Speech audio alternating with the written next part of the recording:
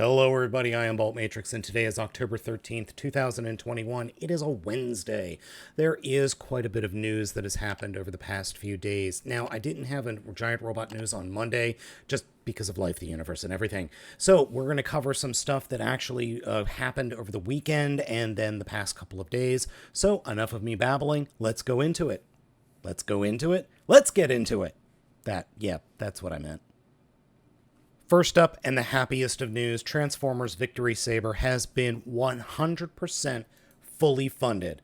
All of the tiers have been met, so we are getting the Shield, Holly, and the other one, Fire. Yeah. Great. This is fantastic. I am over the moon with joy for this. I'm really happy, super happy that we got all the backers necessary for this. That's great. We're getting everything. That makes me very, very happy. So if you've gone ahead and gotten this or backed it, just be aware that you're going to get charged or real soon if you haven't already. So yeah, that's happening. That you're going to get charged the whole 180. So just be aware of that. So for those that if you haven't watched before, we're getting Victory Saber, If you haven't been watching before, we're getting Star Saber, Victory Leo, the first tier, which is the giant cannon and effects and blast effects, the second tier, which is the stand, and the third tier, which is the shield and two mini-cons, or micromasters, or whatever the heck you want to call them. Great, we're getting the whole kit and caboodle. I'm real happy about that. Next story! Diamond Select Toys Transformers Minimates Series 1 in-hand images. This comes from Transformers Peru. We talked about this last week. We've got Shockwave, Starscream, Optimus Prime, and Bumblebee. It may be the lighting, but I swear all the paint is too dark on these. I don't know what it is, especially that Bumblebee. That Bumblebee doesn't look right. Yes, it's... Oh, that's because it's gold. That's instead of flash yellow, to mimic more Goldbug. So there's his battle face right there. These look good. These look good. Not my cup of tea, but I know a lot of people out there do really like them. Next up is Mdlx Optimus Prime by 3-0.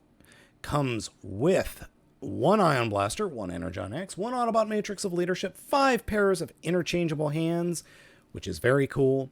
It's officially licensed, about 7 inches tall, aka 178 millimeters, 48 points of 48 points of articulation.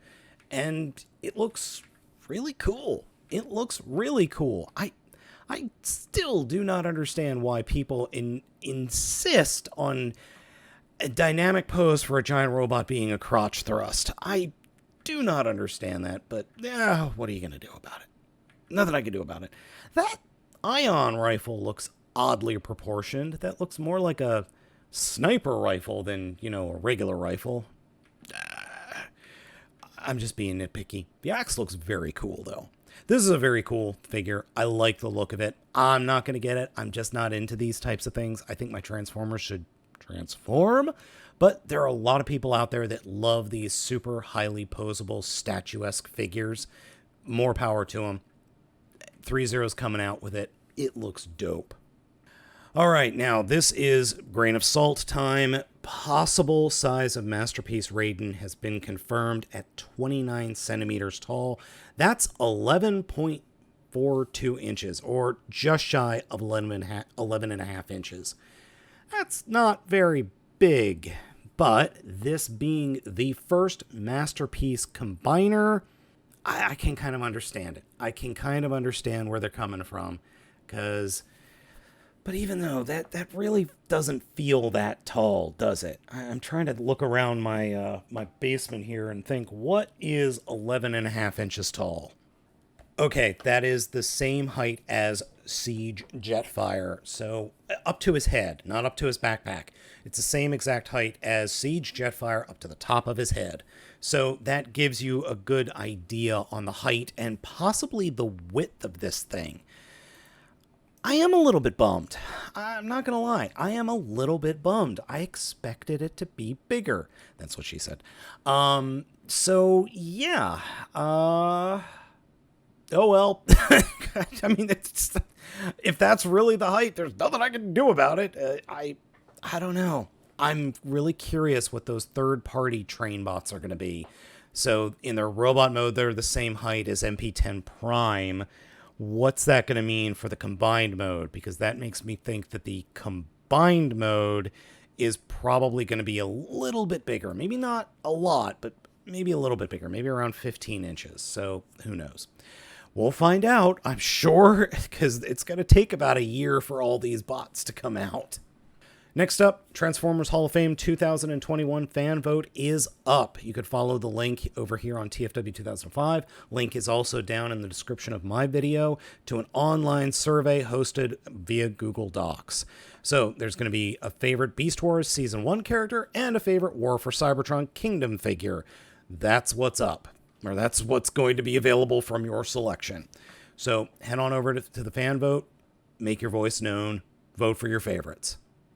Next, we've got a couple of Rise of the Beasts closer look at Scourge's grill and more Autobots and Terracon scenes in Peru.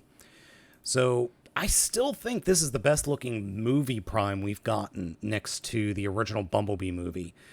I'm not saying that the original Michael Bay movies were bad in terms of what Prime looked like, but I really like that alt mode. There is much better pictures of Scourge's grill going on. We got Autobots, Decepticons, Maximals. I think I saw a Predacon symbol mixed in here somewhere. And yeah, I definitely see a Maximal symbol right here and over here and up here. That, at the very top, at the hood ornament, that makes me think of Unicron. That is Unicron's symbol, or faction symbol. That's not a Terrorcon. That's frickin' Unicron right there. All right, a quick Googling of Unicron's emblem. I'm wrong, but I don't think I'm that wrong. Because that's Unicron's emblem right there on the screen. Evil Organization, Heralds of Unicron. I think we are actually looking at a new...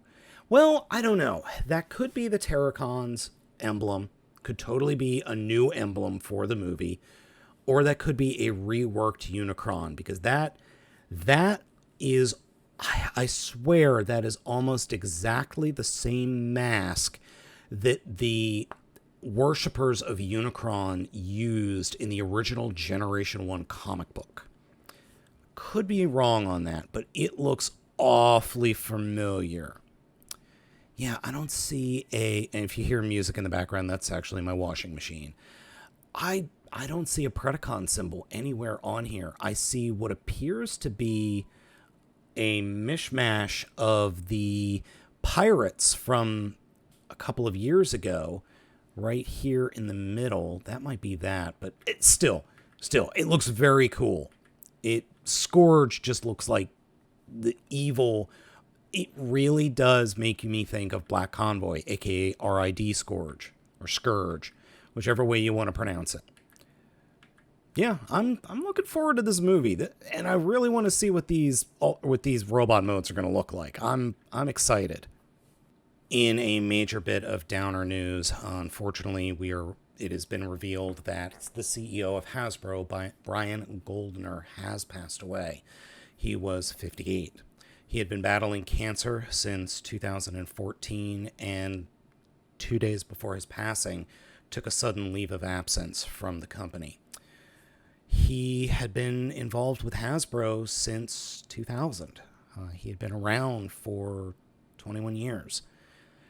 I don't think it's... I really don't think it's... I can't state how important this man was to Hasbro. He became the CEO in 2008, and he helped take the company from... Let's face it, not the juggernaut that it is today. They were, I don't want to say small potatoes, but they were much smaller than some of their competition at the time.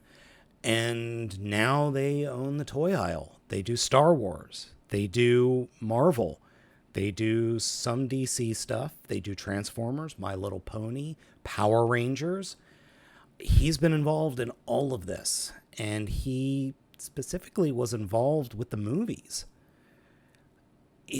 It really has been, it's been fascinating to watch Hasbro grow as a business. And that's primarily been because of Mr. Goldnerd's efforts and his team. He didn't do it all himself. I mean, it's a multinational organization. He is not the only one running the company.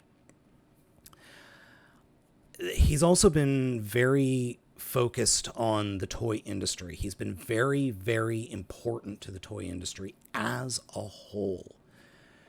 He's done a lot of good for the toy industry. I'm not going to say he's been perfect, because sure as hell Hasbro hasn't been perfect over the years. But there's a lot that he did for the toy industry that really has kept it going. I mean, really. He's brokered the deals with the studio exec. He's worked with different companies. I mean, he did a lot. A CEO, yes, it is very cynical to say that, oh, he was just a CEO making millions of dollars. Yes, but for all intents and purposes, from everything that I've read about him, he was actually a really good dude, and he was really good at his job. And it's a bummer. It really is. And he was 58. I can see 58 from where I am right now in terms of age. I'm not that old. I'm not 50. But it is a bummer. And I don't use the term tragedy lightly, but it is a tragedy for the toy industry, for the global toy industry. He was very well liked, and I very rarely heard anything bad about him. It sucks. It sucks. And 58 is too damn young. It's just too damn young. So, yeah. Let me know if you want me to do a little bit more about his career. I'd be really interested to make a video about that. But if you don't, that's understandable. There's enough bad juju going on in the world. So, okay. All right. Let's move on. All right, folks. Thank you so much for watching. Today has been Wednesday, October 13th, 2021. That's the news. Let me know what you think of everything down in the comments. Again, thank you so much for watching. I have been Baltmatrix, and I'll catch you all on Friday.